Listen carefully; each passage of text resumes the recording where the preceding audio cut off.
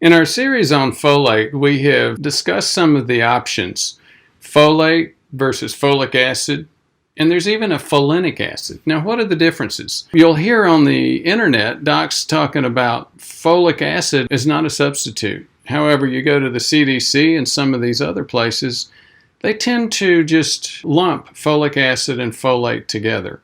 The reality is they're not the same. Let me clarify.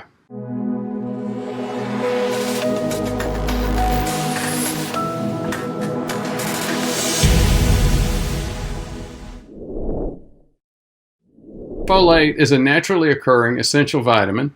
It's easily absorbed and metabolized. Folic acid is synthetic, easy and cheap to make, and that's what they usually put in cereals based on the laws requiring supplementation with folate. It requires the enzyme dihydrofolate reductase. That is the problem. For those of us who don't have a fully functioning dihydrofolate reductase, then that's where you get into this issue and this debate about, well, folic acid is doing nothing but taking up the receptor space and making things worse, because it's not allowing us to absorb folate. There's some truth to that with some people, and in fact, that's why I take methylfolate. The side effects for these can be endocrine, sleep, mood, just like any of the folate-related activities. Folate, for example, is a precursor involved with neurotransmitters such as dopamine. Again, folic acid is on the FDA's mandatory fortification list. I talked about three things at first: folate, folic acid, and folinic acid,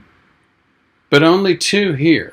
Well, let's go on just a little bit deeper. Oh, before we do, without dihydrofolate reductase, methylfolate doesn't work. And here's the metabolic pathway showing that. DHFR, dihydrofolate reductase. But again, back to that thing I just mentioned. What about folinic acid? Well, folinic acid is a form of folic acid that doesn't require dihydrofolate reductase. So, folinic acid injectable is listed on the WHO's list of essential medications. So it's interesting, even though WHO lists that, and the purpose for folinic acid is, as they say, for those people that have problems with DHFR. So if DHFR, or dihydrofolate reductase, is recognized by the WHO for injectables like folinic acid, why is it not recognized in oral supplements? Again, you'll see a lot of debate about that in the science. I tend to go with the more careful side of that debate. I do supplement. I am a poor methylator. I have MTHFR problems, as do about half of us. And I use methylfolate. I don't use folic acid. Thank you for your interest.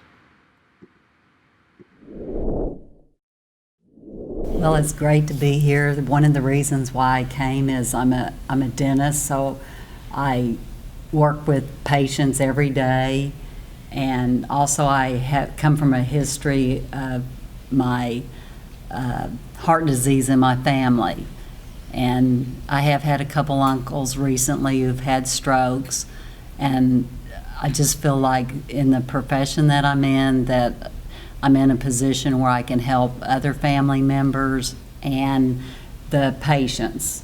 I work in public health, so I am around a lot of patients who deal with diabetes, heart disease, periodontal disease, and I feel like prevention is so important in quality of life.